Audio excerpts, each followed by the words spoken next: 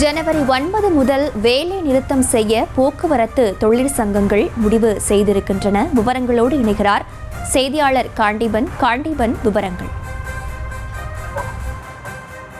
சுதர்சனா, போக்குவரத்து தொழிற்சங்கங்கள் முத்தரப்பு பேச்சுவார்த்தையானது டிஎம்எஸ்ல இருக்கக்கூடிய தொழிலாளர் நல ஆணையத்தில் சற்று முன் துவங்கியது.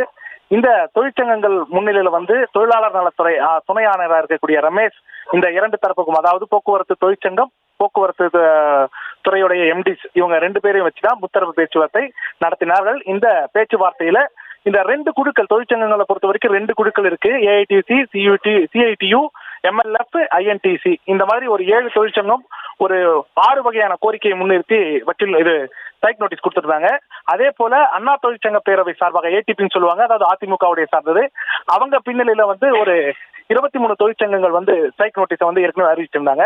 இந்த 2 தொழிற்சங்கங்களை அழைத்துதான் எம்டிகள் முன்னிலையில முத்தரப்பு பேச்சுவார்த்தையை பேசுவதற்காக தொழிலாளர் நல ஆணையத்தில் பேசப்பட்டது.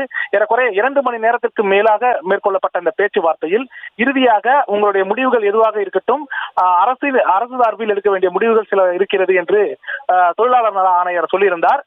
அடுத்த கட்ட பேச்சுவார்த்தை 19ஆம் தேதி பேசிக் கொள்ளலாம் என தொழிலாளர் நல துணை ஆணையர் தரப்புல சொல்லப்பட்டாலும், அதை முடித்த பிறகுதான் தொழிற்சங்கங்கள் தனியாக ஒரு ஆலோசனை கூட்டத்தை மேற்கொண்டார்கள். அந்த ஆலோசனை கூட்டத்தில் முதன்முறையாக, ஏன்னா 2 குழுக்களா இருந்தவங்க இப்ப அண்ணா தொழிற்சங்க பேரவைக்கு பின்னால நின்றுட்டு ஏஐடிசி, சிஐடியு, எம்எல்எஃப், ஐஎன்டிசி உள்ளிட்ட 7 தொழிற்சங்கங்களும் ஆதரவு தெரிவிச்சு நீங்க இந்த வேலை நிறுத்த போராட்டத்தை நடத்தலாம் அப்படின்னு சொல்லும் போது, அதுல 9ஆம் தேதியிலிருந்து வேலை நிறுத்த போராட்டத்தில் ஈடுபடுறதுன்னு ஒரு மனதாக முடிவு செய்யப்பட்டிருக்கிறது. இது தொடர்பாக இன்னும் சற்று நேரத்தில் செய்தியாளர்களை சந்தித்து அறிக்கை வெளியிட போறாங்க.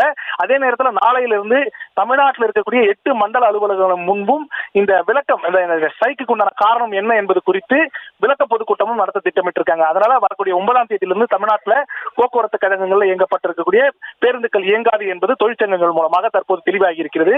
குறிப்பாக 66 தொழிற்சங்கங்கள் இருந்தாலும் இந்த போராட்டத்துல அதாவது திமுகவுடைய தொழிற்சங்கமும் ஈடுபடவில்லை. அதே நேரத்தில் மற்ற தொழிற்சங்கங்கள்ல சில தொழிற்சங்கங்களும் ஈடுபடவில்லை. 26 தொழிற்சங்கங்கள் இந்த வேலை நிறுத்த போராட்டத்தில் ஈடுபடுறதுக்கு திட்டமிட்டிருக்காங்க.